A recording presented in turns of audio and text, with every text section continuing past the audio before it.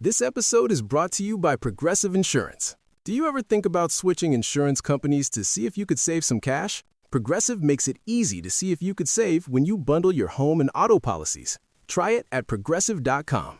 Progressive Casualty Insurance Company and Affiliates. Potential savings will vary. Not available in all states. Not like the brazen giant of Greek fame, with conquering limbs astride from land to land. Here, at our sea-washed sunset gates, shall stand a mighty woman with a torch whose flame is the imprisoned lightning, and her name, Mother of Exiles. From her beacon hand glows worldwide welcome. Her mild eyes command the air-bridged harbor that twin cities frame. Keep, ancient lands, your storied pomp, cries she with silent lips. Give me your tired, your poor, your huddled masses, yearning to breathe free. The wretched refuse of your teeming shore? Send these, the homeless, tempest-tossed, to me. I lift my lamp beside the golden door. And that's why this week's On Brand is on America and the Statue of Liberty. We're all jazzed up, nearly having a cow. You want your favorite show and it's on right now. It's on brand. Welcome to On Brand with Jon and Marisa. I'm Jon. I'm Marisa. Okay, poetry queen. Did you write a poem? Girl, I have practiced this poem a total of 5 times. Did you write this poem? I wrote this poem for America. You know what, like, tempest tossed. You know what all this shit means? I definitely don't know what silent lips are. Oh, okay. Because I'm flapping mine. Nice poem, babe. Thank you. That's I had to look it up to beautiful. see. The first time I read through it, I was like, I don't know exactly what all these things mean. I know a lot more about it now. I know that imprisoned lightning is about having electrical light in the lamp. I know that the golden door is the path to liberty and freedom in America. These are known symbols. These are now from poem analysis is what people say. It's like, okay. I feel like that it reminds me of when I was in art school and I would be like, behind on a critique day. You would get assignments and you would have critique days where everyone puts up their work and it gets critiqued. This was for graphic design at University of Cincinnati. And it'd be like the night before and I'd be like, crap, I didn't do it. And I'd do something really quick and then like stick it up on the wall. And then they're critiquing it. And they're like, here you can clearly see Jon was thinking like this or that. Or like, I'm like, girl. Okay, sure. That's what I was college, thinking. what a scam. But I'd like to think this poem has probably been, it seems pretty, now that I know it, pretty understandable. Like the first line, the brazen giant of Greek fame, there was a giant statue in Greece that she's referring to. And she's like, yes, this is this isn't a real poem. Huh? This is a real poem. You don't know what this is from? No. This is the poem that's at the Statue of Liberty. I didn't know. You've never heard? I thought you wrote this poem. No. Babe. Oh, no. Really? Yes.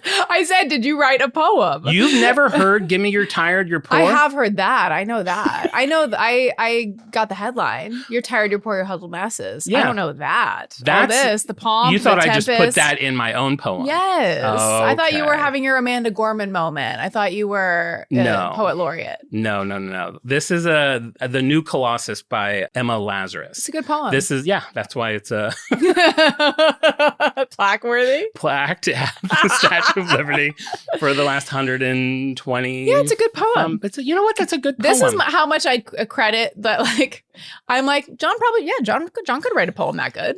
Why not? I am now dying to see how this plays out with our listeners because people. I already get a lot of beef for not knowing that the 70s was 50 years ago. I know that there's going to be a few people that are going to be quite shocked that you didn't know what this poem was from. I don't think I've seen the Statue of Liberty in real life. I do like that you thought I wrote a poem. But I was like, hey, girl, just so you know, I'm trying something different. You did say you were nervous before reading it. Well, because I just wanted it to have... If you were reading a poem that you wrote. I used to write poetry in high school. And during lunch, there was a poetry club. And I remember trembling with nerves. Yeah. Standing up in front of 5 or 6 of my peers to read. Yeah. I found some of my original poems in the garage. We should have that segment, a poetry corner, because I wrote some truly humiliating poem. I have diaries. I have poetry. You should go do the moth. Do one of those things. I'll do the moth. Do the moth. Bring those on off-brand. People would love to hear some of your poems. Poetry is one of those things I feel like everyone thinks they can do it. Sure. But it's like, I did read this. I told Marisa before we started recording. So I did rehearse this, I don't know, like a couple times a few days ago, and then last night a couple of times. And the second time I read it, I literally got teary because it was just thinking about the state of the world and what she meant with all this. She's really just saying, bring me everybody. Anyone that's like, that needs some help, that's what we're here for, Queen. How good of a phrase is huddled masses? I mean, all of it is just so good. It's like kind of just describing the scene, and then halfway through, she starts talking. It's like a pretty powerful little poem. Yeah. We'll talk about it a little bit later.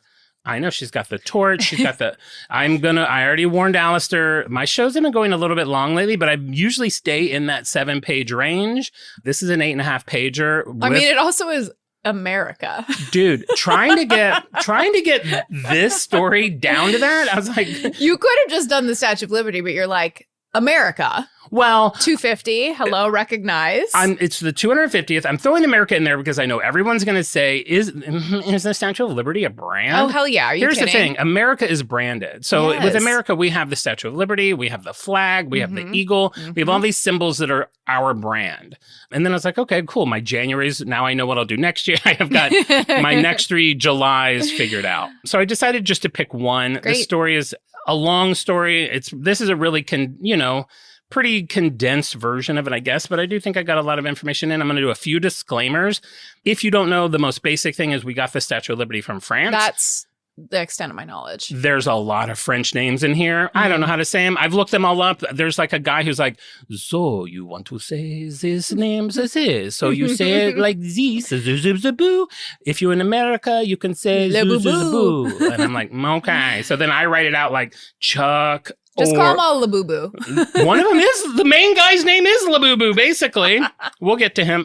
Wait, what is it? Laboulaye. So all week I've been writing Laboulaye. Every time I type his name, I'm like, and then Laboulaye. So that's disclaimer number 1. Number 2, I'm going to read, especially in one section, I read a lot more from newspapers in this show because I have been reading a lot of newspapers from the 17 and 1800s, and they are so fascinating. The New York Times was a bitch newspaper in the 1800s. Like, they were such a cocky little bitches, and all the writing is better than I could have done. So it'll be fun. I'm just going to do a lot of reading straight from that.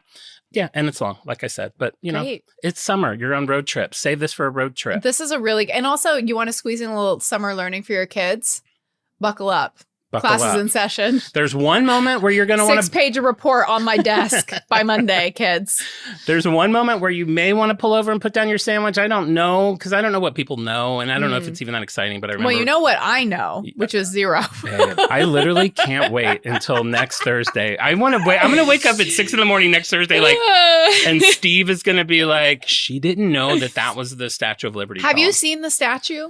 Okay, so here's my extent of it, and honestly, guys, I hate to bring this up.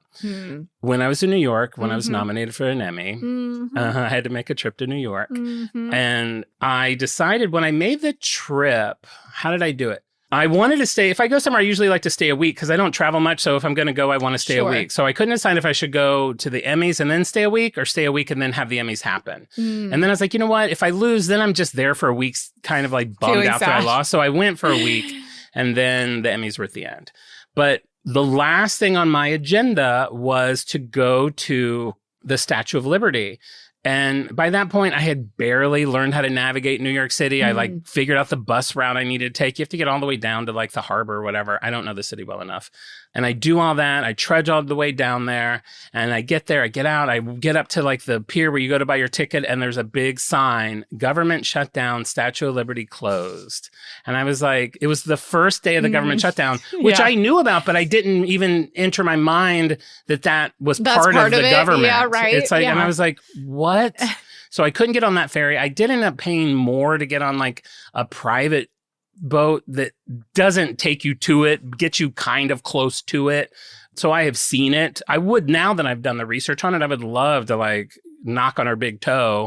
I want to get up in there. Can you get up into the point? I forget. It's been on and off. At some point, you've been able to go up to the torch. Sometimes it's been shut down. I don't know what the current status is. After COVID, it got shut down, and then it's been reopened. So maybe. You're just climbing like on stairs, like up her armpit to her elbow to her wrist. I'm assuming like a real creaky, irony stair. I don't know that I would love it. I feel like it's going to be like, there's a cave in Kentucky that we used to go to, something to do with Mark Twain. I forget. I mean, there's one part of it. Mark Twain's favorite cave. I think it was Mark Twain's favorite cave. This is where he hid his wet pornography from his children and wife. His racist pornography. It might have been near like his home or something. No offense if you're in Kentucky. We all love Mark Twain. Do we? I don't know. Is he canceled? I don't know anymore. But there's one part, this is all about a cave. It's not even about Mark Twain. There's one part of that cave called Fat Man's Misery because it gets so skinny that like fat people can't get through. So they're like, really if you're really fat, don't go all the way because you're going to get stuck in this cave. Pretty miserable. I did all of that on an 8.5 page show to say that I assume the stairs would be a little scary. Maybe we should get to our banter. Hello, what's behind me? Trader Joe's totes. This week, a new Trader Joe tote has dropped. Were your messages just blowing up? People asking if you got these totes. I did see a video of a fight breaking out. I'm sure you saw this too. I've seen all the videos. At fights the Trader breaking Joe's. out. I think that was in, no offense, New York. What a humiliating point in human history. Okay, so you have two behind you. Two of... Oh, when I got these two, I got the whole set of 4. Okay, one per person. You could have one color. Every store has different rules. The store by us, you could have 4 bags, one of each color. So take me through your day. Why is that already making you laugh? I mean, that's the day. So, okay. Take me through your day. We're going to have to do it quick. So I decided I wanted these bags. I don't care about the insulated ones. I do love the canvas bags. Yeah, I love them. Okay, this is probably my second favorite drop of the canvas ones. My favorite being the original ones. They've never topped that, and we should all just leave it at that. Sure. But these are cute. They're fun. They're summer, and they're $2.99. There's just something about this color sand. Who would have picked sand? It's like so perfect for the beach. So this time I decided, you know what? When I have to wait in line for something, I'd rather have my waiting be at the front end than the back end. Good point. So I went down to Trader Joe's at 6:20 in the morning. They open at 8. Now, I took my laptop with me. Chair? I didn't take a chair. I sat on the ground. Oh, okay. Took my laptop, though, and worked the whole hour and a half before it. I had a project I needed to finish. Where were you in line? When I got there was a line, but I was only like 30th in line. Wow, 30th. When did that first person get there? I don't know. I will tell you, before we went in, the line went down the sidewalk where I was. And this is not just a Trader Joe's building. It's Trader Joe's. It's a dry cleaner. I think that's it. Maybe there used to be a video store, but now that's been eaten up by Trader Joe's. But it's Trader Joe's and a dry cleaner. It's a large building. Went down the sidewalk, down the side of Trader Joe's, around the back of Trader Joe's, up the front of Trader Joe's, down the sidewalk I was on. So there was people standing next to me on my left that were at the end of the line, but they had to go around the entire building to get there. Oh my God. I saw these lines across the country. I started to think they should like redo Hands Across America on Trader Joe's Tote Day. Insane. If you don't know You're already halfway there. If you don't know what that is, in 1983 or 85, there was a mission for people to hold hands completely across the country to raise money. Did it work? You know what? I'm not going to say I was in it because I was too young. I wasn't alive yet, but let's just say that in parts of Ohio, you would be holding hands with people, and then one person would be holding hands with a rope that's like a mile long, and then someone else would be holding onto that rope. So there's a lot of America that like no one's living in. It was an inspiring challenge, but logistic. If you follow that rope long enough, it's just a frayed end. There's no one holding on. It's just tied to an old dog. It's tied to an old dog. Exactly. Yeah, but I was like, the lines, all the TikToks, it's probably not in most of your algorithms. The lines at all the Trader Joe's. And it's just funny to have watched this. Like, it's the same thing with Swatch. Like, these things that I collected before they went viral, that it used to just be like, I walked into Trader Joe's, they had a new bag, I bought it. It's like, and there's something about the line that is so unjoyful about it. Oh, yeah. Like, no one seems happy. I'm there because I want the bags. Yeah. I'm going to use the bags. Some of them will go into my storage. It's not like fans in the same way if you're waiting in line for an Olivia Rodrigo something or other. People are like taking selfies or having fun. They're all dressed up. They're there with their friends. It's kind of a social thing. This feels like people lining up to be executed. Yeah, it feels faces. It's almost like jury duty. It's like one of those places where it's the DMV. Everyone has the same look. Like everyone has the same jeans and the same gray sweats and the same hoodie. Like everyone's the same. So this is 6:40. You're in line. You're working away. Doors open at 8. It was very productive. I was really impressed with myself. A lot of times I get very distracted in situations like that. Very diligent. Did my work. The store opened up. I was probably out of there by, I don't know, 8:15. Amazing. Yeah. And then what happens? Then I go home and then I did some more work. And then what happens? Because you already have 4. You have one of each color. So you're good. Wow. That's what you wanted. You wanted 4, one of each color. So you just worked. Maybe got some lunch. What was the rest of your day? Why are you laughing? You got your 4 bags. What more could be in store for us listeners? Because sure, one set is good, but I tend to stain things, especially my bags, because I use a lot of them for ice capades. No matter how many times I tell myself, don't put the coffee cup in there, I do. The coffee spills. Tighten your lid. I don't. The crush spills. I stain my things. So I need at least, ideally. You want doubles. Well, yeah, doubles would be okay. Okay, so you're thinking I need a second set. I need a second. What time is this now, roughly? Now we're at like probably coming up on 8:45. Okay. There's a couple of You've been home for 30 minutes. There's a couple of stores that don't open till 9. Okay. So I'm like, you know what? Maybe I'll check in with them in a little bit. So I did. Vine didn't answer. I know that they're busy. And I have one secret store that I'm not going to release that information on because they tend to have good luck there because it's a little more challenging to get to. Top of a mountain. It's on top of a mountain. And I called them, super friendly guy. And I was like, what's the bag situation?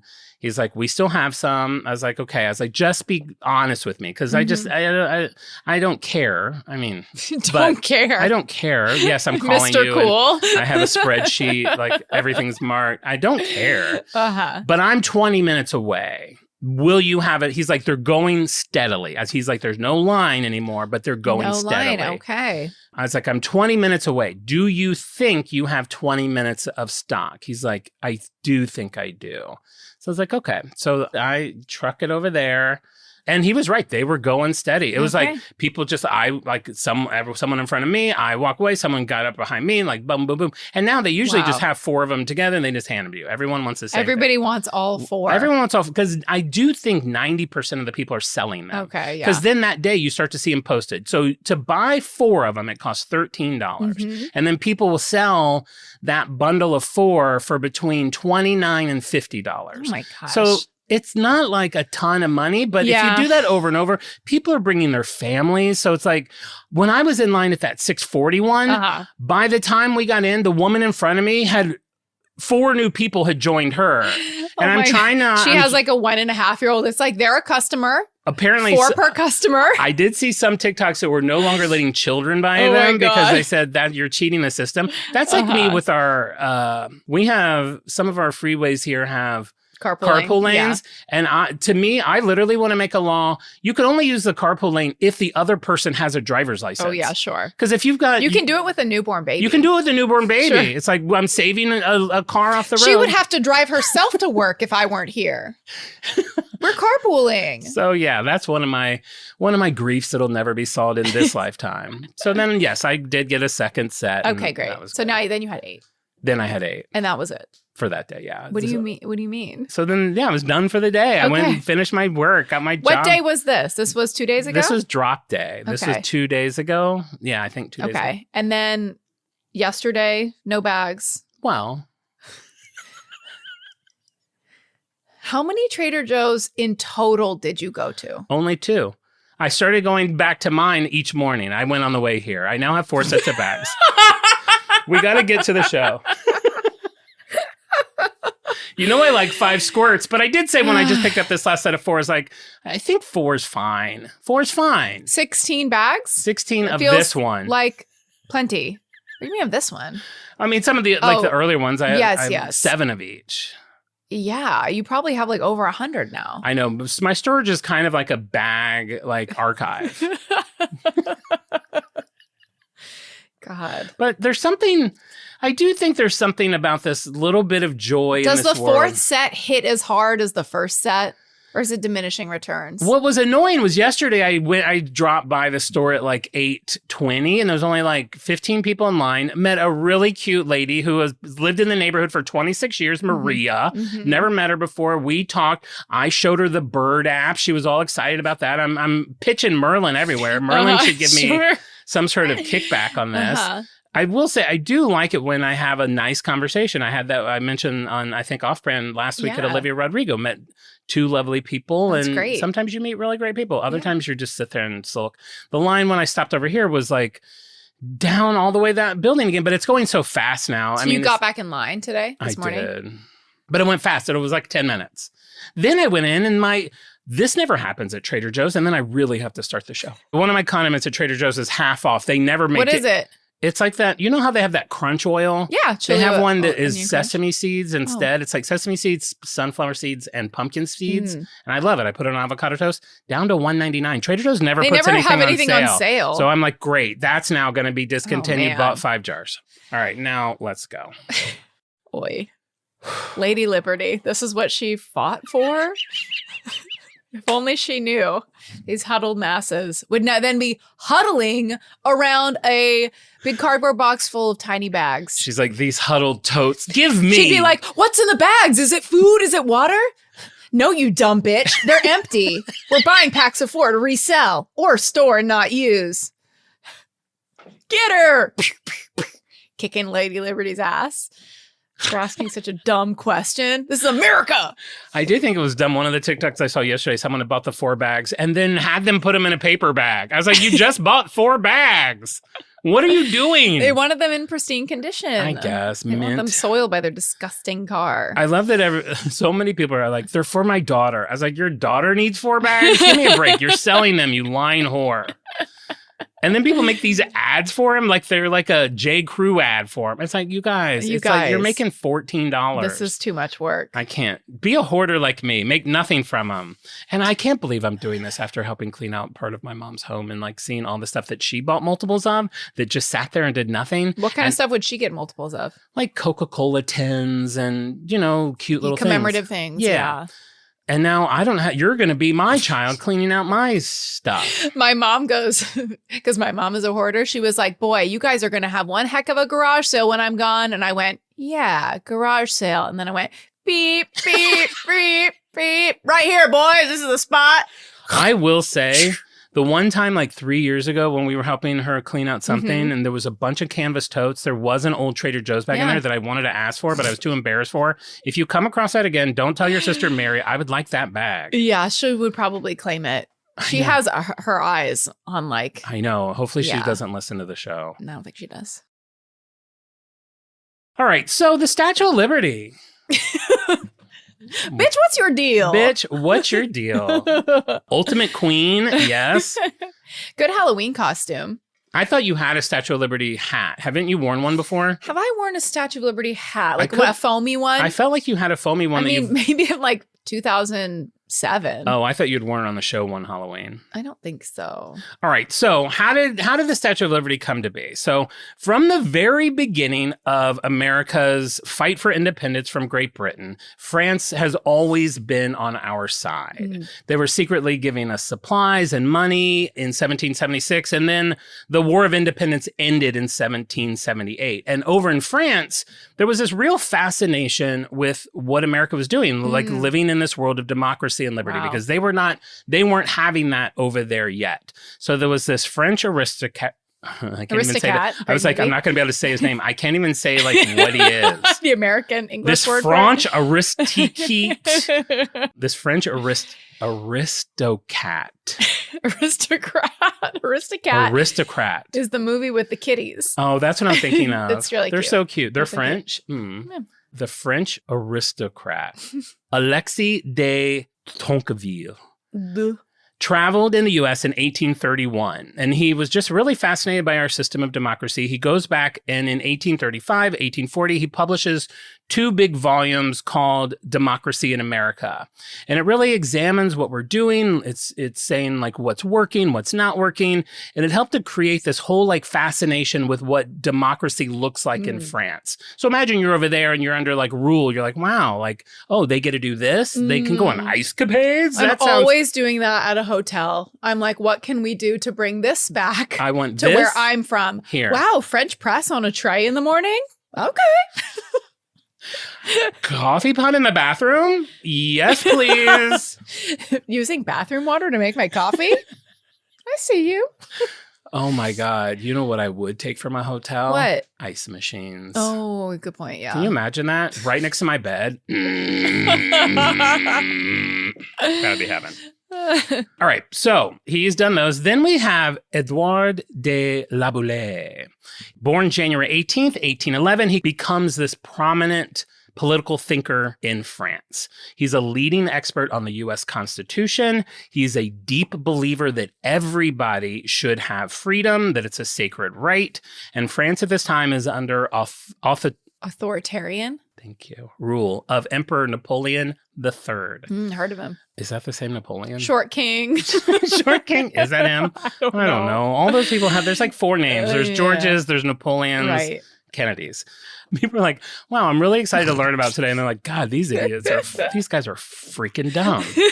So he's really pushing for the return of democracy to France. He's like, what are we doing? Yeah. We have an emperor. Let's get democracy back here. 1849, he starts teaching a course on the American Constitution at the College de France.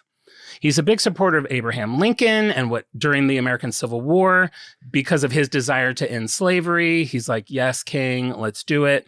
So while he's doing all that over in France, back in America, the Union wins the Civil War in 1865.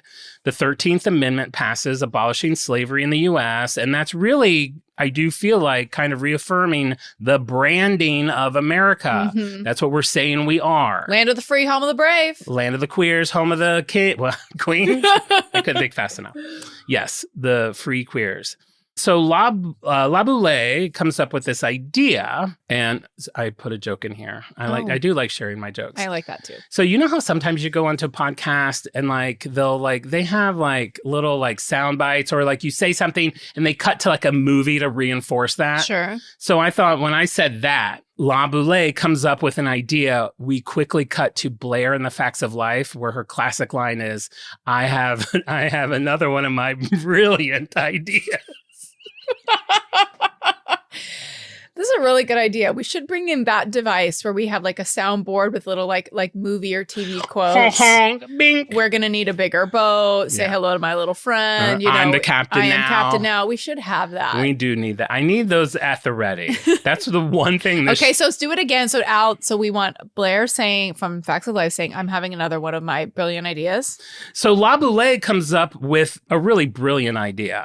I just had another one of my brilliant ideas. What if France were to honor the United States for all their recent achievements? Wow. It would show everyone in France that democracy is working. It could be about celebrating. They've got their 100th anniversary coming up. That's really showing that, proof of concept. Mm-hmm. Bye-bye slavery. Great. They've gotten rid of that. Mm-hmm. And he thought it could really strengthen the case for democracy in France. So commemorate them how? Maybe a gift. What would that gift look like?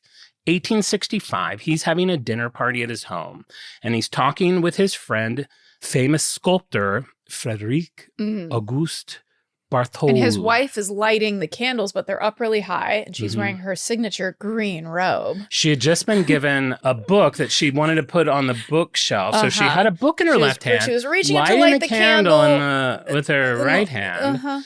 And Laboulaye is like, Bartholdi, you're a sculptor, queen. Yeah. What if we make them like a statue? And he's like, a little statue? He's like, no. It would be a grand monument. And if a monument should rise in the United States as a memorial to their independence, I think it should be only natural if it were to be built in a united effort, a common work between both of our nations. And that, I think, could inspire our people. It'll give them good feelings about democracy. So, as you can probably assume, in the 1800s, things don't move very fast. So they come up with this idea at a dinner party in, 1865. Okay. Bartholdi spends the next few years traveling the world and studying great public works. He's got this real fascination with like grand monuments that will like be around for a long time. Okay. He's in Egypt and he proposes to them, hey, why don't I build you a huge lighthouse? In Egypt? In Egypt. Okay. One monument at a time, buddy. Well, this is just a dinner party. This is at this point just talk. Okay, all yapping. Maybe it was the wine speaking. We're really going to do something for America. He's like, why don't I build you a monument? I'm thinking maybe like a huge lighthouse. This might sound crazy. What if that lighthouse was in the form of an Egyptian woman? Oh, okay. What if that woman was wearing a robe? And what if she was holding a torch? Sounds familiar. Not to them. We'll put it at the northern entrance of the Suez Canal. And Egypt was like, nah. Don't want it? Too expensive. Not interested? Thanks, but no thanks. Were they going to split the bill 50-50, France and Egypt? I don't know. Or is it going to be like when somebody like orders for the table and then is like, you're paying? Yeah, splits it. Yeah, interesting. Oh, thank you for you. They don't reach... let me find my Where is my pouch? Oh, forgot I have to take my medicine. I need to run to the bathroom. To do what? Get bathroom water? So Egypt is like, nah. Then we have the Franco-Prussian War between France and Prussia. Bartholdi serves as a major of militia. I don't know exactly what that is. France loses the war, and he's like, you know what? This sucks. I'm going to get out of here. Why don't I dip to America for a little bit and pitch this idea to them? So he goes over to America. This is like Stranger Things, like an idea that was just passed around to everybody and nobody wanted. Yeah, everyone's like, nah. I should pitch my statue to Netflix. You want a lady lighthouse, right? We're just called the Lady Lighthouse, right? You would like that, America. You're new. So he arrives in the harbor, and when he does, he sees Bedloe's Island, and he's like, you know what? This would actually be kind of a perfect place to put the statue. Everybody has to go past it. Right. So, I mean, this seems very fortuitous. While he's in America, he travels coast to coast twice. He's meeting with influential people. He meets with the President Ulysses S. Grant, who's all into it. He's like, don't worry, we're into it. We can find a spot to put it. Sounds great. But after all of this time, he still doesn't feel like he has quite enough support either in America or France. So he heads back to France and he spends the next 4 years working on several projects, but also on the design of what the statue would actually look like. He brings in famed architect Eugene Viollet-le-Duc. Great. And so this guy, you know architects. I'm like, architects are like musicians to me. It's like, yeah, you know that's what they do, but then when you hear them talk, you realize they really know what they're talking about. Sure. Like even when a musician's just like, that's the bridge, I'm like, I still to this day don't know what a bridge is. Same. But they're like, that's the bridge, this is this. I'm like, this doesn't have this. Oh, she's singing in E. And Pre-chorus. And it's the same with architects. So like, you got to deal with like the sway and the pitch and the this and the that. Sure. And there's a whole language how tall there. is it going to be?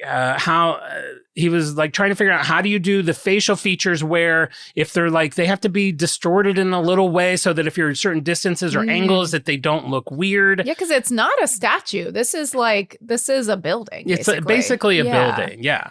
What do we make it out of? Copper, bronze, stone. Should she hold something in her hands? What should she hold in her hands? Should she have broken shackles? They've just ended slavery. Is that too like on the nose sensitive for her to have broken? She was going to have broken shackles on her wrist. Wow. Fun fact, there is a broken shackle on her ankle that you can't see from the ground. So it's like there because they wanted it there, but They just didn't want Where can you see it from? You have to peek up her skirt? Yeah, you have to look up her skirt. I don't know. You have to slide down her cleavage. It's like, didn't you see, this is this draft for National Treasure 3. Uh-huh. They had to slide down the bosom of the Statue of Liberty. She has a garter belt with a map to Atlantis. Honestly, not bad. Honestly? Nicolas Cage, reach out. You have your people call my people. All right. So now it's 1875. We're far enough away from the Prussian War that the economy is healed, their political standing has healed, and they're in a better place. And back in America, the Civil War is now behind us, and they're planning a big centennial celebration for the 100th anniversary of the country. And that's going to happen in Philadelphia. It's called the Centennial Exposition in Philadelphia. We've probably talked about on the show. It's technically the first World's Fair that happens in America. Very cool. So Laboulaye is like, you know what? Theirs are doing good. We's are doing good. That wasn't even planned. This is improv. Really better than I thought it would be. Me too. Give me a croissant, queen. So he's like, everyone's doing good. Maybe now's the time to announce the plan. Okay. So September 29, 1875, it is in literally all the newspapers. I saw the announcement in newspaper after newspaper. From Paris, a committee has been formed in this city entitled the Franco-American Union. The object is to erect a monument on an island in Long Island Sound during the centenary to commemorate the 100th year of American independence. A public subscription has already been opened in France to raise the necessary funds. The monument is to be a colossal statue celebrating liberty, and its name shall be Liberty, Enlightening the World. So it was kind of a fun announcement. Yeah, that's fun. Yeah. And if you don't know what a subscription is, it's just donation. So they reach out to all the people of France and they're like, listen. Chip in what you can. Chip in what you can. The plan was. GoFundMe. GoFundMe. It is an early GoFundMe. The plan was France is going to pay for the statue. America, we need you to pay and build for her pedestal. Sounds That's reasonable. Totally reasonable. Yeah. How much could a pedestal cost? Why would that cause any sort of ruffling of feathers? Now, most of the French people are on board. There are some bitter because, and I did not go into the research of this. I'm kind of on their side a little bit. For some reason, America didn't help during the Prussian War. France helped us during our War of Independence. But then when they're in a war, we're like, we're good. You guys figure it out. So some people were bitter about that. They're like, why are we buying them a statue? But the request goes out to everybody, rich and poor. And of course, Americans are kind of like grumble. Why do we have to do this? Sure, yeah. They want to give us if you're going to give us a present, give us a whole present. What are you going to, you're going to give us, send me a bill? Going to give us a pair of shoes and we have to buy the shoestrings? If you're going to do it, I buy one shoe, I buy lefty, you buy righty. I buy the sole, you buy the footbed. That's a fair complaint. It's like, is it a gift or not? Is it a gift or a burden? Interesting. Is it a gift or a burden? So then Laboulaye holds events in France designed to appeal to the rich and powerful to get money from them. He has a special performance at the Paris Opera on April 25th, 1876. But the reality is both the statue and the pedestal need a lot of funding. These are not, it's not a cheap endeavor. I'm wondering how much it is like today. Yeah, it's a lot. And the thing is, from the beginning, he did not want this to be something that was funded by a few rich people. The way he saw it is, on both sides, there was benefits to doing this crowdfunding. Sure. If in France, everyone's shipping in, they feel ownership of it, they're part of this gift that they're giving to like the cool kid in school who's got democracy, then maybe that'll really kind of give them their own kind of national pride and say, you know what, we want that too. Yeah. In America, it's the same sort of thing. Like you've got all these people, they've had some economic issues and they're not flowing with money. Sure. But if everyone's a part of it, then it's like the statue of the people. It belongs to everybody. It belongs to everybody. It's not Bill Gates' statue, who I do think was living at the time.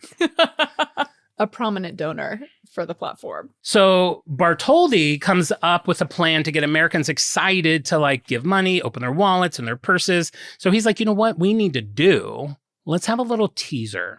Ooh. Let's give show them a toe. Show them a toe. Close. Show them an arm. So his plan is at the Centennial in Philadelphia, He's going to send over her arm Knock with the their torch. socks up with how big this bitch is. This is a huge arm. The pictures are pretty cool. Yeah. They'll be in the supplementals. But Wow. yeah, so he sends over this big-ass arm over to America holding a torch. On a boat? On a boat. Crazy. I guess, yeah, that's all they're... Hanging by hot air balloons. They just put the arm, they didn't use a boat. They just put the arm in the ocean and gave it a shove. Big push. She's like, shoot. So yeah, so they send it over. And even though the plans for the statue had not been finalized yet, he had created this arm and the head. He's also working on getting the head done. You got to get those right. I got to say, I am so fascinated by how anyone that has the ability to pull this together. Like, sure. The Pre-email. Pre-email. Pre-cars. Clip-clop all the way. Unbelievable. And that it's still a national treasure of ours that we go and see. The fact that any building that's over 6 years old is still standing. I know. It's really incredible. So they set the arm up in Philadelphia. People love it. They're excited and curious. So you're able to buy a ticket to climb up the arm, up to the torch. New York Times writes an article. Oh, I imagined it just like loose on its side, like laying in the grass. No. It's like propped up. They propped it up like it will be. It's like an arm in the ground with the torch. It's very cool. That same arm is now, because they've had to, in 86, when they restored the statue, they replaced that torch. You can, in the museum at the Statue of Liberty, you can go in and see the original arm and torch. That's fun. Very cool. The arm is inside the body? Like inside the woman? Or there's a museum in a different place? There's a museum. The Statue of Liberty Museum has the original arm and torch. But is the Statue of Liberty Museum inside the Statue of Liberty? I think it's on Liberty Island. Oh, okay. The island that I keep mentioning. I was imagining she had like an arm like up like inside her. It just seemed like so people are really wrong. like, okay, so she doesn't know the poem. I also don't know how big it is. So I'm like, in my mind, I'm like, you can fit an arm inside her. But that's just arbitrary because you don't know how big the arm is. I know. I don't know how big any of it is. She ends up being, with the pedestal and everything, like 300 feet. You're saying the size is all relative. If anybody can fit their own arm up inside them. You could fit a dog arm in there. You could fit. I actually did that. In the Statue of Liberty, would you believe, from paw to body, you can fit 4,000 dog arms. So now the New York Times, they write an article. They're all excited about the hand. They're like, it's so big. They're like, her thumbnail's so big, the fattest woman in the world could use it as a chair. Like, I'm telling you. What? The New York Times was unhinged in the 1800s. Like, they were just like tongue in cheek. You know what would be so fun is if you could, for like the anniversary of the New York, if you could subscribe to like another year of the New York Times. Oh. And they would print out and you would get like a paper on Sunday from 150 years ago. That'd be kind of cool. Well, I will say, with a New York Times subscription, and probably yours because you get the Sunday paper, you get free access to what is called the New York Times Time Machine, which is physical scans of the paper. So when I'm reading these articles, it looks like a newspaper. So cool. Yeah, so you can probably do that. They should do that for a prominent anniversary. Like, send everybody on Sunday an old paper. I think cool. Either them or the LA Times, you can do. I did it for, I think, my dad. Like, if you tell them like the year of your birthday, they'll do like the front pages from all that year or something. Yeah, the newspapers are always figuring out a way to make money. Okay, so like I said, so the New York Times is like, yay, the arm. And then 4 days later, I thought it was crazy. Then they write another article and like, what's the point of the arm? Like, maybe they're not even going to make the whole statue. Maybe this is all we're getting. Like, this feels very sus. Oh my God. It's like, wow. What are you like Get so your weird about? Straight. Yeah. So they're all crazy. And so then Bartholdi comes in and he's like, okay, New York, if you don't want the statue, we can send the rest of it. Because Egypt is literally blowing up my Morse code, my telegram, my carrier pigeon. Not Egypt, but Philadelphia. They're like, okay, New York, you don't want the statue? The arm's already in Philadelphia. We'll just send the statue over there. Here's my question. Is it a lighthouse? It is technically a lighthouse. And pullover. That is probably a pullover. It's a lighthouse. But wow. And it was under whoever rules lighthouses when it first was dedicated. Oh, sure. For several years. The issue was the light was never strong enough to be with used everything as a that lighthouse. they kept trying to fix it. It was not strong enough to be a lighthouse. Yeah. So then it fell under the Department of War as like a statue. I'm sure there was some lighthouse commission dork who was really getting that held up at every meeting. Yeah. technically, you can the bulb has to be more than 12,000 watts. It's like, oh my God. I'm picturing Clancy's them now here. having to buy the one giant light bulb that's in that cardboard sleeve. That you have to screw it in. Wait, I feel like that was at Simpsons. I think Homer Simpson did that. Ellen has a good joke about the packaging on light bulbs. Oh, yeah. How like a batteries come in like a war-proof packaging that you can't get open, and the most delicate glass light bulb comes in a delicate paper cardboard sleeve. I miss funny Ellen. I know, me too. And so New York is like, well, no, okay, no. We want the statue. You don't have to give it to Philadelphia. So after the fair in Philadelphia, that arm moves to New York. Right. And they set it up in Madison Square in 1876.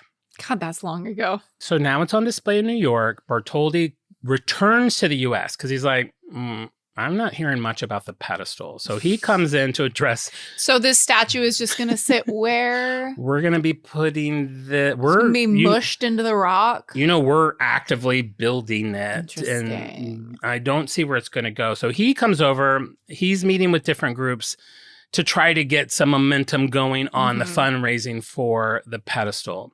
He urges America to form committees to raise the money like they did over in France. I think this was the problem. I don't think they should have made it clear to the public that they were crowdsourcing specifically for the pedestal.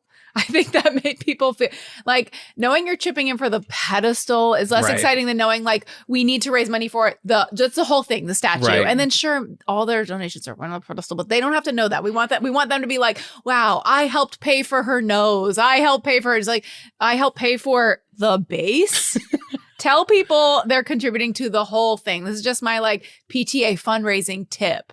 No one wants to say like, hey guys, we're raising money for envelopes. No, they want to hear we're raising money for the garden program, okay? They don't need to know where every penny goes. And if Bartholdi was sitting here right now, you know what he would say? What? Hashtag fair.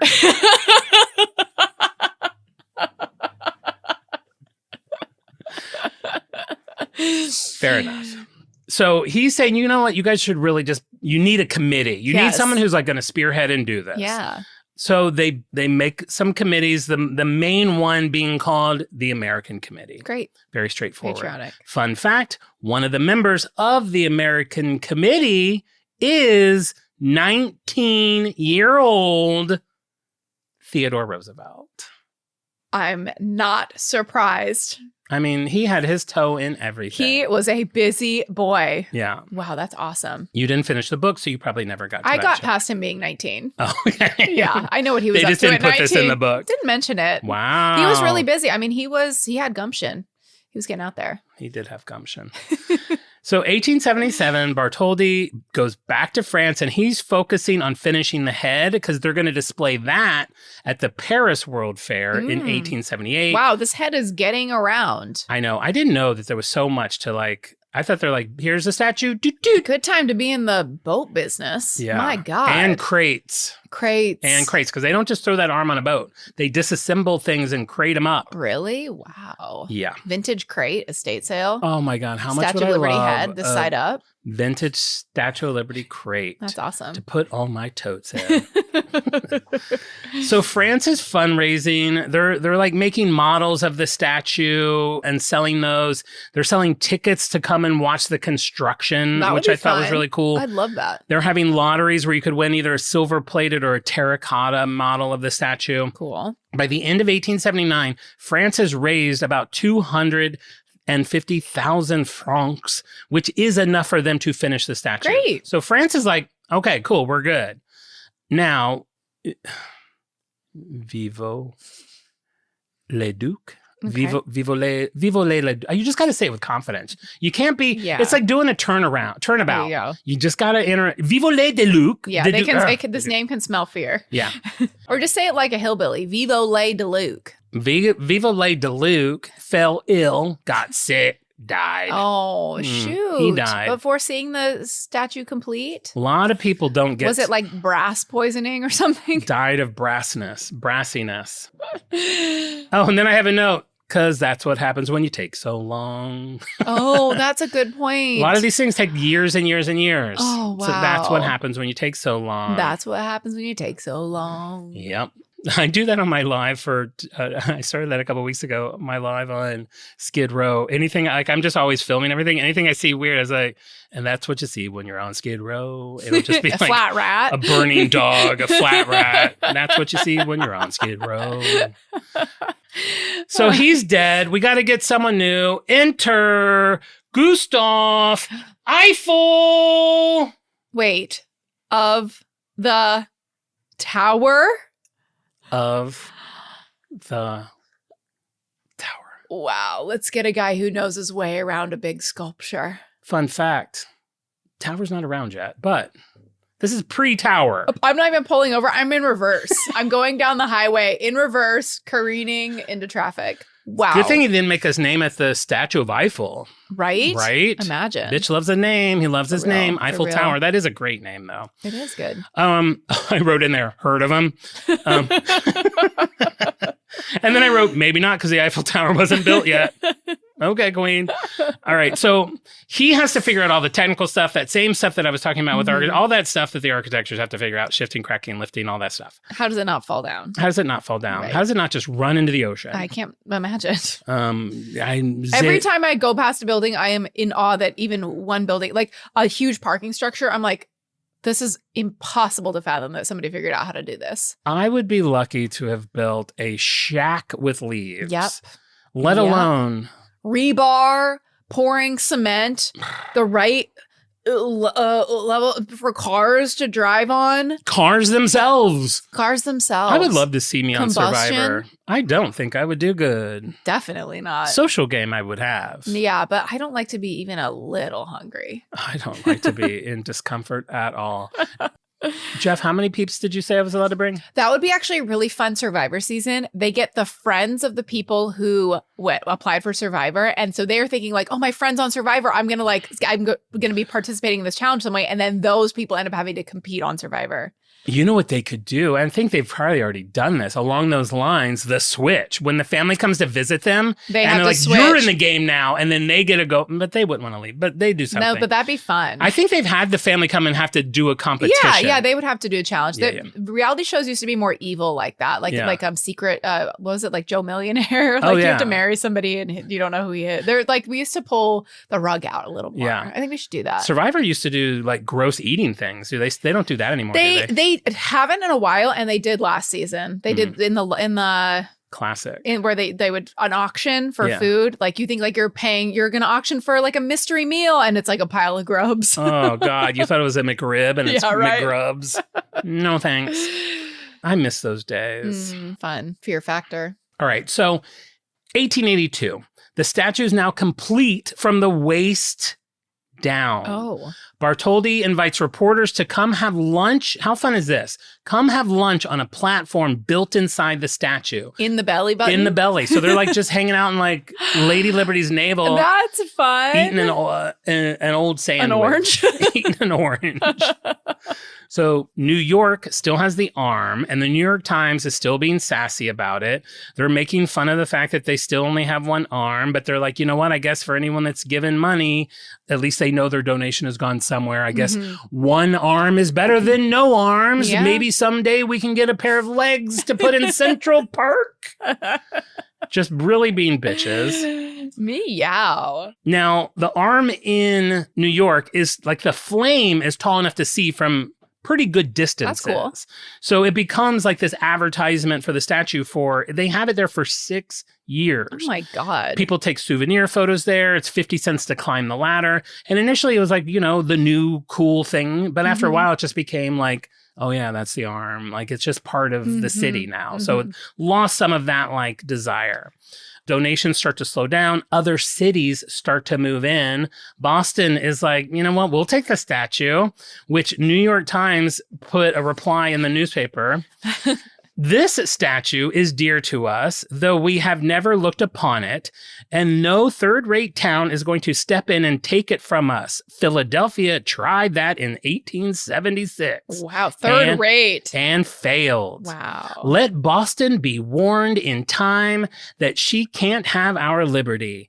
We have more than 1 million people in the city who are resolved that the great lighthouse statue shall be smashed into minute fragments months before it shall be struck up in Boston Harbor. Wow. Okay, New York Times. Wow. I'm surprised it's taking so. What is the building? There's something like the Empire State Building or something like took like 8 months to build or something. In my mind, things used to be built really fast. Yeah, but I think the difference with funding. That would have been like a person who's funding it. It's, sure. You know, that it has this is kind of a little like gray area. Yeah, it's like a Kickstarter. It's kind of like a Kickstarter. Where it's like, you might get your alarm clock. You might not. We'll see. We're tinkering. We're all hands on deck. You may never get it.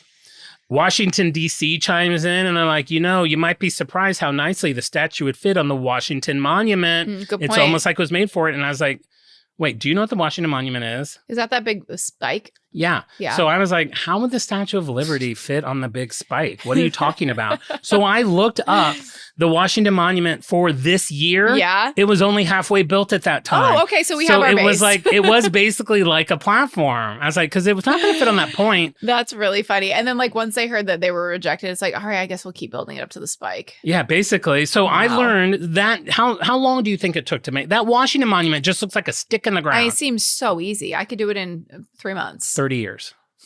It took 30 years. No email. Because I think that was funded too. Yeah. So I wrote, America still dragged its feet funding the pedestal. There's a bunch of different reasons. There's economic depression, the Washington Monument. I think they were raising money for that, which is why it took 30 years.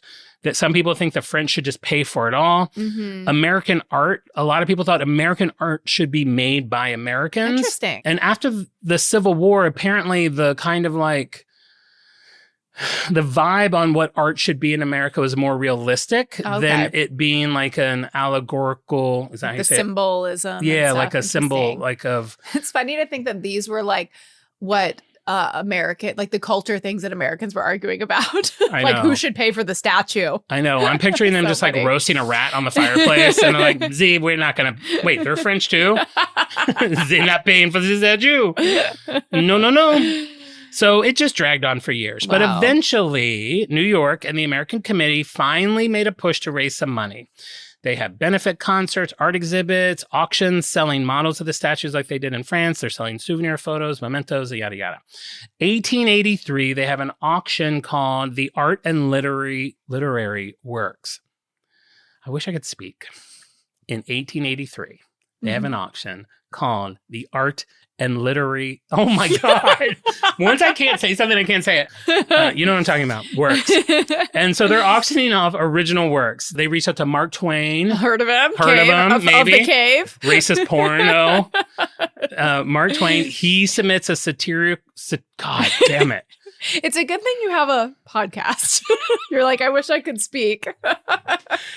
I can do the research. I need a talking robot on my shoulder. That's what we need. I thought you were going to say like a parrot. It could be shaped like squawk! A parrot. Squawk! Satirical! Mark Twain. Squawk! Racist porn. Miss Augusta. All right. So Mark Twain, he submits a piece called Why a Statue of Liberty When We Have Adam. Okay. Apparently very popular. I think his reasoning behind that was you don't build statues for things you already have. We already have liberty, but we've lost Adam, which is like I think Adam and Eve. Okay. Like we've lost like that, whatever that was, innocence. Yeah, sure. So make a statue about that. Okay. Walt Whitman submitted handwritten manuscript of his poetry. I just love that these are like, here, have a handwritten book by Walt Whitman up for auction. It's in the mail. Yeah. They reach out to a young poet named Emma Lazarus and asked if she could write something. She's not nearly as popular as these guys. And initially she refused, saying that she could not possibly write verses to order, which I appreciated because I hate it when like I have a joke that people think are funny and they're like, do that thing like that. I can't do things like on that. Command. On command. So I get her plight. Yeah, we're the same. But then her friends talk to her and convinces her, they're like, you know what? I have a feeling this... Girl, that's called imposter syndrome. You got this. Why would they have reached out to you if you couldn't do it? Obviously, you're... because you're a woman. You think you're not capable. Girl, you show them how it's done. You know what Emma Lazarus would say if she was here? #fair. They're like, you know what? I feel like this statue is going to be like, it's going to be significant for immigrants coming to the country. That was something that was very important to her. She's like, so you mean like it would probably be good for the tired? And her friend's like, yes. And she's like, and the poor? She's like, yeah. And she's like, the huddled masses too? And she's like, yeah. Yearning to breathe free? And she's like, yes, just write the poem. Like, oh, write this down. Less yapping. Yeah, more it's like us when we're talking before the podcast. Save it for the pod. Save it for the poem. Save it for the poem, Emma. 2 days later, What is she, Taylor Swift of her time? Apparently Taylor Swift wrote that new Toy Story song in like 8 hours. And my friend was like, it's not that good. And so when I saw that, I was like, maybe this is why. 2 days later, she submits 105 words. Whenever people brag about how fast they wrote something, I feel like that's never like... it never lends itself to... It's not a brag. Remember that song, Summer Girls by LFO? It's like, I like girls that wear Abercrombie and Fitch. Oh, yeah. They were like, we wrote this song in 2 hours. We're like, we can tell. Yeah, you were just looking around the beach. That's not a flex. It's not a flex. And then artists, I always get confused. Like, this painting took me 704 hours. It's like, why are you always clocking the hours on your painting? Would you have one of those little like chess clocks? Click, clock. Every time you click in. So she submits this 105-word sonnet called The New Colossus, or as you would call it, John's poem. John's cold open poem that he wrote. By John Glover. By John Glover. I was like, damn, John, did John get a thesaurus? He's using some words I had never heard him in his vocabulary. I usually just know a poem's good if I don't understand it. Sure. I'm like, bravo. The poem ends up selling for $1,500. Wow. That is $50,000 today and was the highest selling item at the auction. Amazing. It does get published in like the souvenir book for the auction, but it didn't get a wide release. So there is no internet at the time. It was in it was in this like portfolio thing, but it basically kind of gets forgotten. It goes to the person that bought it. That same year, Laboulaye passed away. That's what happens when you take too long. That's literally what I have. That's what happens when you take so long. Oh, man. The nice thing is he is remembered to this day as the father of the Statue of Liberty, but it does always break my heart when someone does not get to see their dreams fulfilled. You on Main Street at Disneyland. I wish Walt was here to see this. I wish Walt, but Walt did see that. And it's more like me when I'm at Galaxy's Edge or in the Star Wars ride. I wish Walt could see that. Yeah. I mean, Walt would freak. You show Walt an iPad, he'd freak out. Walt would literally have a heart attack and die again. Die again. And He'd be like, a double ghost. Huge podcast star kills Walt Disney again. Podcaster that can't do math or say words, but great poet. All right, so he's dead. 1884, the statue is done. Wow. France offers to pay shipping. I mean, okay. Okay, Amazon Prime. Okay, Amazon Prime. Because that is not going to be cheap. That is not going to be cheap. And that will probably take another, 10 people on this crew are going to be dead before it arrives to the mainland. 100%. This is going to take a while. That's what happens when you take so long. That's right. They're like, listen, we'll pay for it, but we're not going to send it till we know the pedestal will be ready for it. Yeah. Also, that sucks if somebody else is paying, you're kind of on their timeline because you know what they say, good, fast, or cheap. You pick two. Cheap and hot. What were they? I picked those two. Cheap and hot. Creamy and cheap. All right. So America's like, yeah, no problem, right? We have money coming in. The American Committee bank account is down to $3,000. I know that's a lot of money now. At that time, not a lot of money. They're spending money faster than donations are coming in. They reach out to Congress. They reach out to New York, the government, trying to get more money. Come on, just give us money to finish this thing. Everyone says no. All the things fail. We're so close. Like, why now? It's in the exhausting. 11th hour? Like, if you had donated, 10 years ago, you never saw what came of it. This is they're like, no, it's like on a boat. It's like coming. It's like literally, you hear that? That's her. Finish it up. They had to put construction on hold. Oh, how annoying. God, America. God, get it together. Enter Joseph Pulitzer. Heard of him, bitch? Wah, wah, wah. Publisher, New York World Newspaper. Uses his paper as a voice to the people. Published March 16th, 1885. We must raise the money. The world is the people's paper, and now it appeals to the people to come forward and raise the money.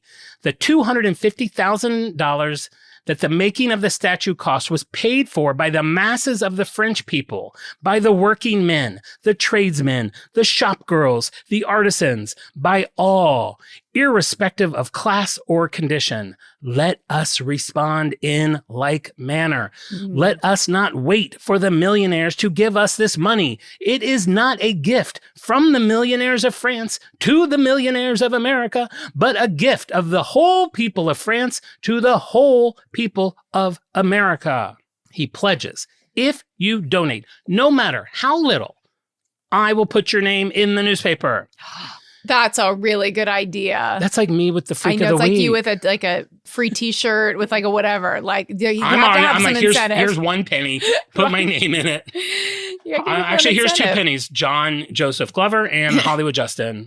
That should cover stuff. So smart because it costs him nothing more. Yeah. And that will really get people excited. How fun. Yeah. So then donations start to come in. He not only starts putting people's names in it, he starts like printing like the letters that he gets from people too, which are really sweet.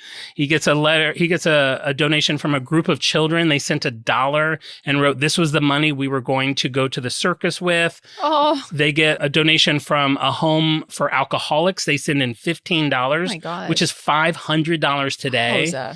A kindergarten class in Davenport, Iowa mailed in a gift of $1.35. Oh. It was just coming in from everywhere. Also, like a little bit like Mr. Pulitzer, like, surely you could foot the rest of the bill. Yeah, but it's the whole point. Did you not hear? I know, it's not but it's the like, gift of the rich. No, but it's like, well, do 50-50 match, like a corporate match. Sure. Do it. I got a box of cereal, General Mills box of cereal. It's like, we are raising money for blah, blah, blah. It's like, can you chip in? It was like, chip in to donate whatever to this cause. I'm like, you're General Mills. Like, you got it. You got this. You got this. I'm buying a discount cereal. Don't ask me. I dropped $50 on totes this week, General Mills. I can't pay for your cornflake charity. It kind of undoes how affordable the totes are if you buy 16 of them. 16 of them is $50. Yeah. That's cheap. Wow. Girl, okay. I did not choose to have 2 kids. So as the donations flood in, the construction ramps back up. Mm-hmm. Within 5 months, they had raised $102,000 from 120 donors. 80% of the donations were less than $1. It really did become like the pedestal America built. Yes. So that's why it's good that he didn't just write a check. Sure. Because you do feel like if I had sent in $1 back then, and let's say we sent in like $50, we're like, we're part of that. We're part of that, sure. What's funny, when it is all said and done, when all the numbers are checked, the pedestal costs more than the statue. Are you kidding? The statue cost $250,000 and the pedestal was close to $300,000. Why? It's a nice pedestal. I never really looked at it. If you look at it, it's really nice. Okay, well, maybe we could have gone a little bit more simple on the pedestal. Maybe that's why they were dragging their feet. How much is it's $250? Like, how much would it have been today? I wonder. That's like the only thing I didn't convert. Because there's so many of those funny things, like our swimming pool. You know how our local swimming pool has been like empty for like since COVID. Yeah. It cost like originally like $800,000 to build that swimming pool there. And it needs repairs now. And I think it's going to cost like $4 million or something to do repairs on the swimming pool. Oh my gosh. Okay. So $300,000 in 1885 today would be about $10.3 million. Even that feels like cheap for like what it would cost now. For it to be something that's like going to last like forever. Like our bridge is going to cost like $40 million or something. God, something it insane. takes 6 years. Takes as long as the pedestal. I know, for real. I hope that bridge is gorgeous. It better be nice. It better be nice. They better not take our copper. I'm gonna be out there patrolling. I'm gonna be out there with a flashlight. No, they should just make it so it's copper free. But they have the original posts that were so pretty. Get the copper out of there. You cannot leave the copper in there. So they're gonna convert them to solar with like big disgusting solar panels. Yeah, like top. those things from Target where you just have to sit in the sun all day. Yes. And then they light up for 1 hour in that like bright green light. Exactly. All right. June 17, 1885, over 200,000 New Yorkers with glowing and renewed excitement line the docks to watch the ship come in with the crates of the statue. 10 months later, the pedestal is done. It's ready to reassemble the statue. All the pieces are in place. The fun fact for this is the size of the pedestal with the size of the statue did not allow room to have scaffolding. So they talked about like men literally like had to like hang from ropes to like attach her skin pieces onto her and stuff. Oh my God. It wasn't, wow. Yeah, it was kind of, it seems like a bit of a mess. That's dangerous. Yeah. So when she was finally completed, she proudly stood 305 feet and 1 inch tall in all of her... I thought you were going to say in heels. In heels, barefoot. She was 275 feet tall. She stood in all of her reddish brown glory. Hello. Okay. Hello. Didn't see that. I mean, she's made out of copper. So when she was new, she basically looked like a new penny. It would take 20 to 30 years before she would patina to the beautiful green that we know and love today. Wow. Which, when that happened, at some point the government was like, don't worry, we'll fix it. We'll paint her brown. And everyone's like, no. Paint her brown? We'll paint her back to brown. We'll make her brown. Everyone's like, no, leave the green. The oxidation of the green is the material's way of saving itself. Oh, it basically builds this like a protective barrier layer. You have all that ocean water hitting my God. her. Can't even imagine. Can't even imagine the salt. Okay, Marisa, here we go. This is what I've been waiting for. Okay. Mm-hmm.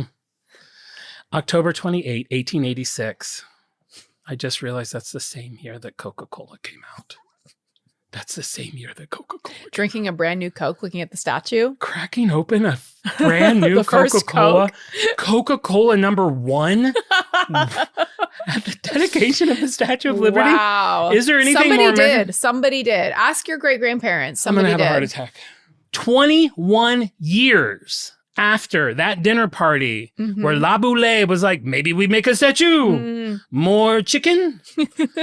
21 years later, it is the day of the dedication. Okay. And this is where I'm going to read from a lot of newspapers because I got to tell you, if I had a time machine, not only would I go back to the original Big Mac, I would go back and be a writer for a summer in 1880s because they're having fun. They're having fun. 100 4ths of July broke loose yesterday to exalt her name, Liberty. The clerk of the weather had done its miserable best to make things gloomy and forbidding, but American spirit rose to the occasion, bubbling with enthusiasm and frolic. President Grover Cleveland presided over the event. It is estimated that fully 1 million people took part in the festivities. The multitude was simply enormous. Every window with a view was filled with people. Small boys took to every ledge and accessible foothold until the very lampposts were crowded and the doomed telegraph poles were creaking with their burden. I mean, the visuals on this are just, they literally give me goosebumps. This is my favorite. I do not know why this newspaper was so obsessed with bands. And this is a mismatch of newspapers. The beat of the morning parade would make some believe it rained brass bands during the night. Uproarious bands from across America marched through the streets. Bands of 70 pieces and bands of 7. Windy bands from Boston and mild bands from Buffalo. Bands from Hoboken and Newark. Bands from Sing Sing and Poughkeepsie. Bands from Albany wheezing their excited chorus. Bands from Washington that could be heard a mile away. And bands from Philadelphia that couldn't be heard at all. Proud bands, humble bands, full bands, skimpy bands. They tooted and they whistled and they shrieked more and more, coming each minute. I mean, you got to think for bands, bro. Band porn. Wow. The very darkness of the day seemed to but make each color brighter and the streets gay. Queen. Go Queen. 1,000 flags and streamers, banners and devices glowing to brighten the scene. The streets were full of people of all types. businessmen and college boys, housewives and teachers, veterans of war and shiny policemen, buildings elaborately draped with flags. Enthusiasm was unbounded.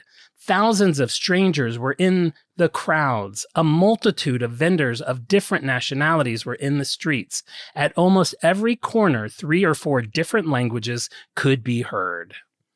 And there have never been in this city so many distinguished men gathered on one occasion as there was today. The President of the United States, French delegates, cabinet members, governors, mayors, generals, state and national representatives. The park of Madison Square was teeming with people. The side streets were choked with humanity. When Bartholdi, the sculptor himself, appeared on the stand, he was easily recognized by the masses who had seen his portraits on programs and in illustrated papers. And a great shout went up from those nearest the stand. The cry of Bartholdi, Bartholdi was then caught up on both stands. The crowds on the avenue up and down heard the name, passing it to the people in the park and in the side streets until a heavy air was shaken with a roar of cheering that must have gladdened Bartholdi's heart, who bowed and bowed his acknowledgments. The great artist at times appeared to be deeply moved. I mean, imagine how he felt. Can you imagine the whole of New York City chanting after 21 years of this being on your mind? That's us doing this unreal. Since 1981. Just like all this description is just like unreal. And I didn't even get to go through all of it. Like the front page the day after this of all the papers was just like these descriptions of it. You know what this is reminding me of? Did you see those videos? New York has its own thing going on that is really unique and special. And I can barely spend a week in the city before I am so overstimulated. I have to get back to California. I know. It's an intense place, but that intensity, you can feel that intensity. It's funny to like think back then, the intensity was still there. I don't know if you saw it. This video came across my desk of when the Knicks were playing in Game 7. I wanted to see more Knicks stuff. So did you see this video? Somebody in an apartment, somebody in an apartment in Brooklyn was projecting the game on the building across from him, from his apartment. So literally as big as a building, the game was projected out of this one guy's window. And the streets, I have chills just talking about it. The streets were packed like they are for like the ball drop, like literally solid shoulder to shoulder people for blocks and blocks as far as the eyes can see, watching the game. And when they won, I still have chills. This is like the longest I've ever had chills. Everybody is you find out you're singing. Sick. Everyone is singing in unison, like New York, concrete. Like everyone's like singing all the New York songs in unison, the crowd uniting and watching this game, cheering, celebrating jubilantly. It reminds me of that. And like New York can come together in a way that like few other places can, because it's so hard to live there and you're so like up in each other's shit all the time that like you suffer together, you celebrate together. You know what that is, special Marissa. Place. What? You know what that is. Human spirit. The human this spirit. Human spirit. You should watch this video of everyone watching the game. Oh, it's already making me teary and I haven't seen it. It reminds me of like during COVID, cool. New York was the ones that started like at 8 o'clock. Everyone like, I forget what we did, whistled or like hit bang pots, on pots and pans for healthcare workers. And then we started doing that here and I'm just on my porch alone, like clank, clank, clank. I'm like, hopefully someone can feel this. Exactly.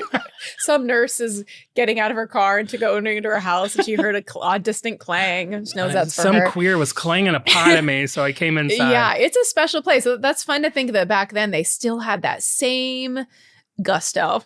That's awesome. I agree. That's awesome. And it was kind of it's a pretty new thing there for that city to all come together. Yeah. Okay, so this is the moment where I was like, I don't know if this is a pullover sandwich down or not. As the parade passed the New York Stock Exchange, the traders got excited and started throwing old ticker tape out the windows. Okay. This was the first time. This was the creation of the ticker tape parade, which has become a New York staple since then. Throwing out the old long reels of paper from the stock market. Ticker tape parade. This is the beginning of the New York ticker tape parade. Can you imagine if we did this, like, because this is what you need to unite somebody, is like, this is like everybody coming together, everybody celebrating together. Like, what if like we did this like when the USA was like in the Olympics, like as like a whole country, like if we could get all excited and celebrating the same thing. Well, I gotta be honest, I kind of thought that's what would be happening for this 250th anniversary of our country. It's not happening. Which is like 3 weeks from now. And the most I've seen it is on like cracker boxes. For real. The grocery aisle is capitalizing, and that is kind of, it's like patriotic spindrift flavor. And that is like it. Poppy's new red, white, and blue sodas, but it's not like we're all meeting the weekend before. Like each city has some big festivity. Each city should have a parade. There's not even like bring back parades. I know. I love a parade. Yes. I did go to Pride Parade last weekend. That was fun. That's fun. We got there kind of late. So we saw about a half an hour of the parade. Some of the floats, it was like Pride brought to you by Home Goods. Oh, God. Pride from Citibank. Yeah. It was like a kind of like, but you know, good for them. I'm glad that they're still representing. Sure, that's fine. And that's how I got this gay flag from the Metro? The Metro. The original metrosexual. The original metrosexual. All right, so we have all this going on land. That is not the only place the excitement is hitting. There is also a large nautical parade. Oh. So you have by land, by sea. The entire harbor filled with boats anchored down. Filled with seamen. All right, so President Cleveland, he takes a yacht over to Bedloes Island for the dedication. Guns are fired in a presidential salute. All manners of craft are in the water. When he's rowed ashore, the steam vessels all blow their whistles, guns are shot, cannons are fired, and colors were dipped. I had to look up what that means. What does that mean? That means flags are unfurled. Oh, colors are dipped. I literally was like, what does it mean if colors are dipped in like an old-timey way? And they're like, that means the flags are being... Okay, great. Like, thanks. Sure. Okay, thank you. This goes on for a half an hour. The statue has a French flag draped across her face, which is supposed to be dropped at the end of a specific speech. That speech ends up having an unfortunately long pause in it, and the flag is dropped prematurely. Oh my God, how funny. And so everyone cheers. Some intern just bludgeoned. That's really funny. Poor guy can't finish his speech, but the crowd goes wild. Wow. President Cleveland would say, the statue's stream of light shall pierce the darkness of ignorance and man's oppression until liberty enlightens the world. Beautiful. One of my absolute favorite things I found in one of the newspapers was simply this. 7 pickpockets found playing their vocation among the crowds were arrested today and taken to police headquarters, where there were already 30 others who had been brought there previously for safekeeping until after the celebration. Wait, they had taken like known pickpockets and they were like, hey, no, I am not letting Thomas. You near this crowd. We are celebrating. No, but I just want to watch the statue. I promise, no picking, no picking. Hey, where's my watch? Get in here. That's really cute. I just thought it was so cute that 1 happened and 2 is in the paper. We have 30 on hold, 7 more. Add them to the list. Emma Lazarus was not in attendance, and her poem, The New Colossus, was not recited. At this point, they're only loosely connected with the statue. Wow. You know, they're kind of, it's a bit in the past and it was to raise money, but it's not like they're not synonymous by any means.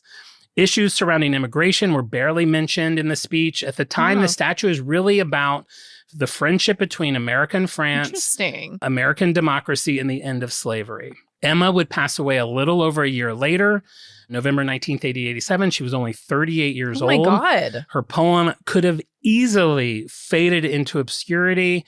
One of her closest friends, American, and I can't even read it, Georgina, Schuyler, Georgie. Her bestie, Georgie, was determined not to let the poem fade. In 1901, she started lobbying to have a good friend. The new... I'm going to do that for your poem. You better with this one. I want this on the Atwater Bridge. He wrote it. He told me he wrote it. 1901, she starts a petition to have it engraved on a bronze plaque. 2 years later, she gets her wish, and the poem is immortalized on the inner wall of the pedestal 16 years after her death. That's awesome. And from then on, that poem really is synonymous with it. You can't think of the Statue of Liberty, except unless you're Marisa, without thinking of my poem.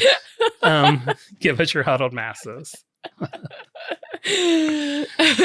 Fun fact, apparently leaving the dedication was a mess. It reminded me of leaving the Taylor Swift concert in Cincinnati. Sure. There was no organization to it. Hot dogs on the corner. They're talking people about peddling t-shirts. Liberty here. Get your liberty here. This is probably the shirt. Did you have that? No, I bought it for the show. From where? Amazon. Oh, okay. Paid for it myself. Didn't put it on the Amex. Okay. Could have, should have, didn't. They were talking about Bartholdi and his wife were trying to elbow their way out of the crowd. So he's like half an hour ago getting like chanted by the whole city. And now that he's in the crowd, nobody recognizes him. And he's just That's so you be all grumpy. You were in such a good mood. You're soaring. Everyone's chanting your name. And then you're all pissed off because you like were stuck in traffic for like 5 hours to get out. It's like, just remember, like you were just on top of the world. Everyone celebrated you. It's like the world. Yeah, right. The stupid city. Shortly after do I have a speech impediment? Yes. Shortly after the dedication, the general, oh my God, it's Cleveland. It's not general. Shortly after, did you spike my drink? Shortly after the dedication, the Cleveland Gazette, an African-American newspaper, suggested the statue's torch not be lit until the United States became a free nation in reality. Wow. They wrote, "Liberty enlightening the world indeed. The expression makes us sick. This government is a howling farce. It cannot, or rather does not, protect its citizens within its own borders. Shove the Bartholdi statue, torch and all, into the ocean until the liberty of this country is such as to make it possible for an inoffensive and industrious colored man to earn a respectable living for himself and family without being Ku Kluxed, perhaps murdered, his daughter and wife outraged, and his property destroyed. The island of the liberty of this country, enlightening the world, or even Patagonia, is ridiculous in the extreme." Wow. So from the beginning, there's definitely people that are like, okay, you guys are kind of tooting your own celebrating horn. a little early. Right. Yeah, and I feel like fair. even to this day, replace some of the words in this paragraph and we are still there. Yeah. We are still fighting it 100 and whatever years later. 1856, Bedloe's Island is renamed Liberty Island. 1984, Statue of Liberty designated a UNESCO World Heritage Site. Great. In their statement, they describe it as a masterpiece of the human spirit that endures the highly potent symbol inspiring contemplation, debate, and protest of ideals such as liberty, peace, human rights, abolition of slavery, democracy, and opportunity. 1984 to 86, I'm sure you remember the statue they renovated it. So it was covered in scaffolding for those years, which is a really cool image to see it. So they had to restore her.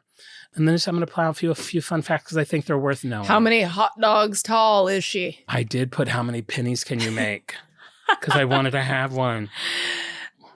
How many pennies can you make? How many pennies could you make from the copper in the Statue of Liberty? Oh, okay. The Statue of Liberty's copper skin weighs approximately 62,000 to 100,000 pounds. Because modern U.S. pennies are mostly zinc, you could theoretically make about 11 to 18 million pennies from the statue's existing copper.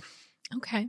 It is estimated that the statue is hit by 600 bolts of lightning every single year since it has been dedicated. Why? Constantly just getting hit by little bolts of lightning. In like 2010, someone got a great photograph of it for the first time. I'll put it in the are you like, what if you're in it when that happens? You die.